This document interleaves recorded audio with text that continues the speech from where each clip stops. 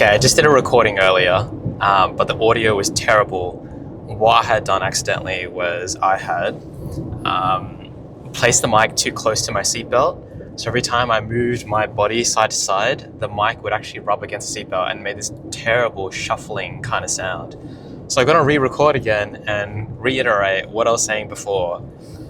So it is Monday morning, the weekend's just passed, and I didn't get as much work done as what I would have liked, but we got some critical stuff done. And that was in the form of doing a podcast with Erica. So Erica, as a really good friend and a work colleague, and has a platform that, has thousands of followers, she's been gracious enough to, without me asking, offer a spot on her podcast to help talk about my journey and therefore also help promote the implant course as well. So very, very, very grateful that Erica's extended a handout to me in order to help promote stuff, right? And use her platform to help do that. So super, super, super grateful and thankful for Erica for that.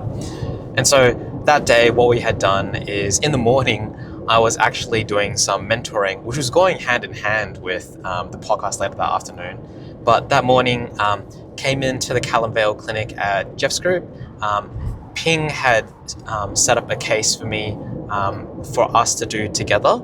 And it was on a family friend who was missing all his posterior teeth in the top left-hand side. And so we're planning on doing 2 implants and then eventually doing an implant bridge for him in that side there. So one of the implants was meant to be fairly straightforward and Ping was going to do that under my guidance. And then the other implant needed a sinus lift. So I was going to do that part, right? So Ping numbed up the patient, cleaned the teeth, did a Savicol mouth rinse, and then I did the incision and the flap bracing, just so that Ping could see how I did things. And then he went ahead and did the first implant. Now, the issue we had with the first implant was there was previous socket grafting in the area there with some xenograft. And unfortunately, a lot of that graft didn't stabilize and integrate properly. So we had to scoop out maybe about 3-4 mils of old crappy graft bone, but that's okay. We're going to graft that later. So I helped Ping do essentially like a mini immediate implant freehand into that area there. He did a really good job, placed at a really good angle, and also at a really nice depth as well. And then all I had to do was to do a sinus lift and match the angle of that first implant. So sinus lift went well, implant went in well, everything's nice and parallel as far as I can see. Everything's sutured up nicely. And then Erica came in and then we kind of just had lunch together, hung out as friends and just talked about what we wanted to talk about on the pod, talked about life, caught up and decided, hey, look, it's nearly Christmas. We're going to film this podcast as a Christmas special. Why don't we put up the Christmas tree? Because she kind of needed to do that anyway. So we went shopping for Christmas decorations, put up the tree, and then went home and set up a podcast studio style kind of thing. So I was kind of excited because this is the first time Eric has kind of done a podcast like this, where it's 2 people in the same room in her house with multiple camera angles. She has previously kind of done episodes or podcasts where, people are on stage at an event that she's organized and they're talking to each other, but she's never really done one in person where it's just 2 people and cameras and lights set up. So me being me with shiny object syndrome, a couple years ago, I had bought all this camera lighting gear, clamps, light stands, you name it. And so I brought all these things over to her house to set up basically a studio setup for the podcast. And even though I had all the gear, I really did have no idea because I'd never really set up something like this before. So the night before, I was kind of scrambling for YouTube videos to learn how to set up a podcast style like interview, essentially. So set up all the lights. I don't know if it was any good, to be honest with you. We played the footage back. It looked okay. But I think we got the temperature of the lighting wrong. We wanted something nice and warm and cozy, but I think it came out a little bit too yellow on the footage. We played around with the white balance of the lights. We played around with the white balance on the cameras themselves. It looked okay on the camera screen, but when we blew it up after the podcast was done, onto a laptop, it still looked way too warm. So hoping Erica's editor can actually work his magic and actually get it to look nicer. The other problem we ran into was to get both of us in frame, I decided to use a really wide lens. And with any kind of wide lens, usually around the edges of the framing, there's going to be a little bit of distortion, right? And so I had sat myself a little bit too far onto the edge of the screen, and my arm is completely distorted. But that's, I guess, the least of our worries, because a lot of the time, I mean, this is a podcast, so really the audio is the most important thing, right? But we also ran into a few problems with that. So I thought everything was recording really well, but when we played the footage back a little bit, what we were finding is that some of the audio was dipping in and out, maybe in like 2 or 3 areas there. So it just went really quiet for a moment and then it jumped back up again. And I have no idea why that is, because like everything was fully charged. Like it's not like the mics were out of battery or the camera was out of battery or whatever else. It kind of just dropped out for a second.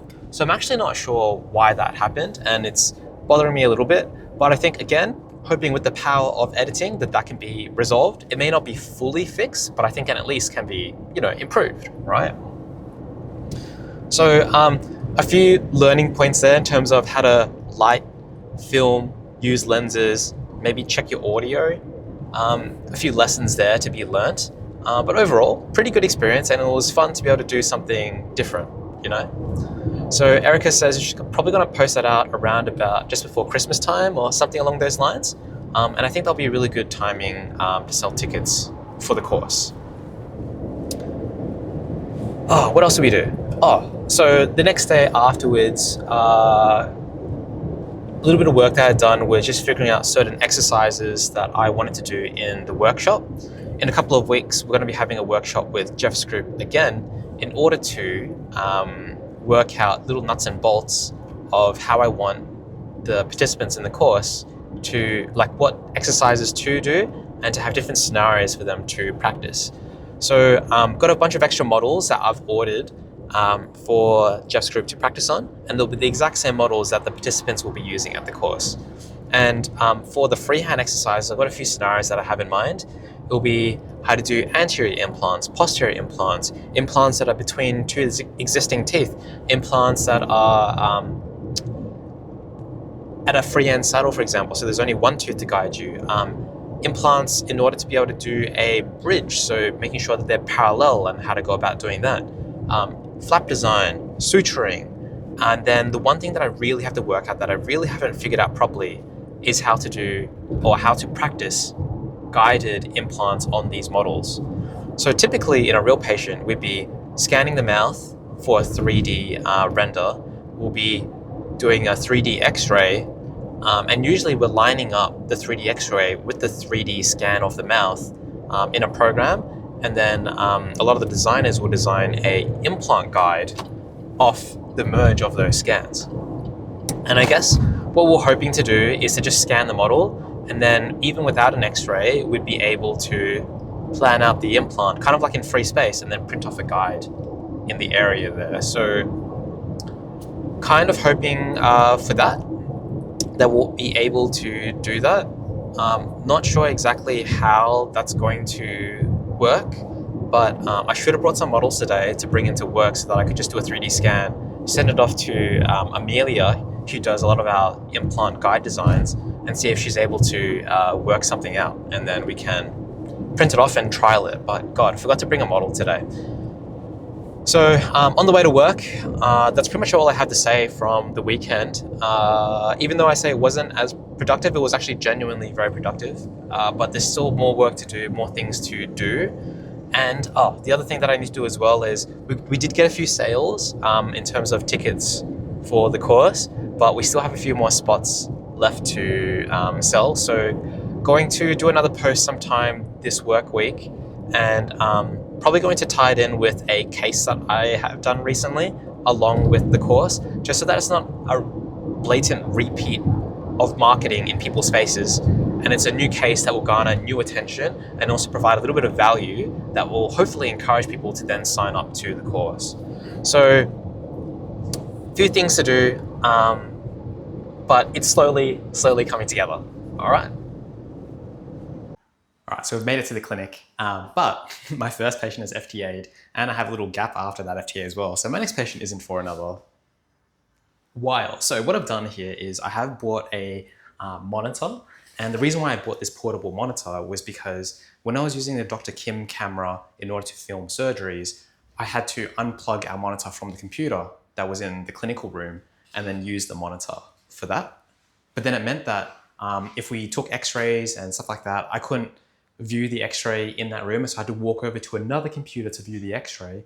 And then if I ever wanted to refer to the CBCT, again, I would have to walk out to another room. And so it was actually a real hassle. And so it was a bit annoying for the girls and for myself to have to do that. And it kind of slowed things down. So I have bought this portable monitor. All right, so I've got the monitor all set up. I've got the Dr. Kim set up over here. It's a little bit messy, but the main thing is I'm just checking that this little camera here, right, is actually filming what I wanted to film, and it seems to be working. So pretty happy with the purchase. The real test will be if we can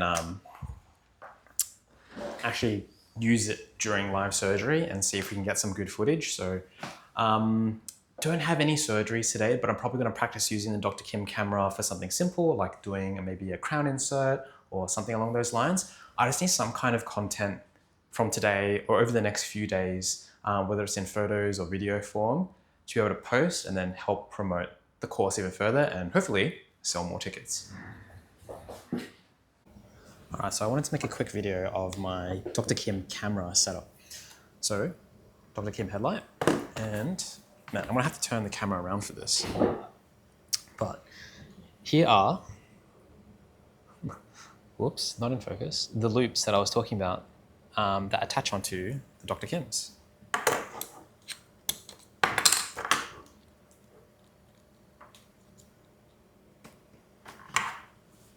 So they clip on just like that. Awesome, and because they're directly onto the Dr. Kim headlight, it actually forces, and the camera is pointing in the same direction. I always know that the camera is going to be pointing in the same direction that I'm looking. So if I mount this one, oh God, it's falling off.